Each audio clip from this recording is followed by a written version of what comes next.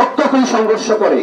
এই সংঘর্ষের ফলে আমাদের গ্রামের অলুয়া মধ্যপাড়া আরাম ভাইয়ের ছেলে সুজন আজকে ঢাকা মেডিকেলে মৃত্যুর সাথে পাঞ্জা লড়ছে এবং ঢাকা মেডিকেলের ডাক্তার বলেছেন যে তার বেঁচে থাকার সম্ভাবনা খুবই হীন, মাত্র 2% সে বেঁচে আছে, 98% সে মৃত।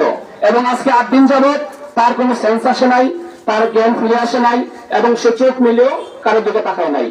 এমত অবস্থায় আমরা অলুয়া গ্রামবাসী নিরাপত্তাহীনতায় ভুগছি।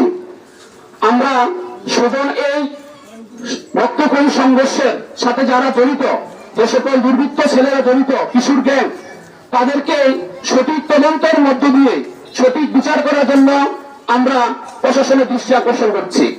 আমরা এর সাথে আরো যোগ করতে যাচ্ছি, অলুয়া গ্রাম একটি শান্তিপ্রিয় গ্রাম। অলুয়া গ্রাম কখনো হাঙ্গামা, রক্তক্ষয়ী সংঘর্ষ এগুলো সমর্থন করে না। আমরা লক্ষ্য করছি ইদানিং বিভিন্ন সামাজিক মাধ্যম ফেসবুকে মনের করে ছেলেরা বিভিন্ন রকমের হুমকি দামকি দিয়ে আসছে। সেজন্য আমাদের অলুয়া গ্রামের সাধারণ মানুষ আজকে তাদের নিরাপত্তাহীনতায় ভুগছে।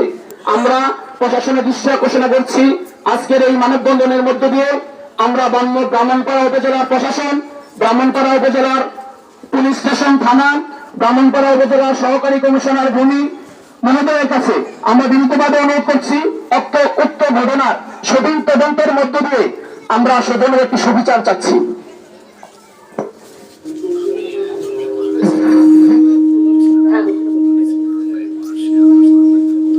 মিডিয়া বাইরে মহিলার মাধ্যমে আশ্রমের করে বলবে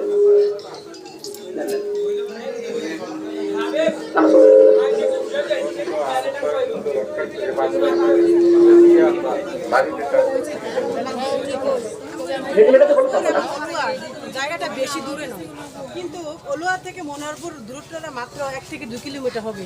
কিন্তু আমরা সবসময় এই মনোহরপুরের কিছু কিশোরকে আছে যে তারা সবসময় আমাদের উপরে আসা নির্যাতন করে ছেলেদের উপরে। আমরাও কিন্তু জনসংখ্যা বেশ কম নয়, কিন্তু না আমরা তো এইসবে জড়াতে চাই না। এই মনোহরপুর কিছু কিশোর গ্যাং আছে, তারা সবসময় এই আমাদের উপরে এই নির্যাতন। কেন আমরা তাদের কাছে এত নির্যাতিত হই? বাংলাদেশ সরকারের কাছে ওখানে আমি ঘটনাস্থলে আমি ছিলাম না, ঘটনার পরে আমি জানতে পারছি যে ছেলেটা হচ্ছে মনোহরপুরে, কিন্তু নাকি এই এলাকার থাকে না, সেটার নাম বলতে পারি। ঘটনাস্থলে আমি ছিলাম না, বুঝছেন?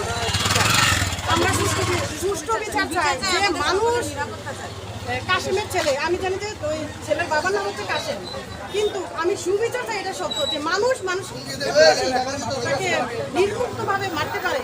আমি হুমকি তুমকি দিচ্ছে যে তাদেরকে অনেক হুমকি তুমকি দিচ্ছে, এলাকায় আরো মানুষকে মারবে বা মেরে ফেলছে।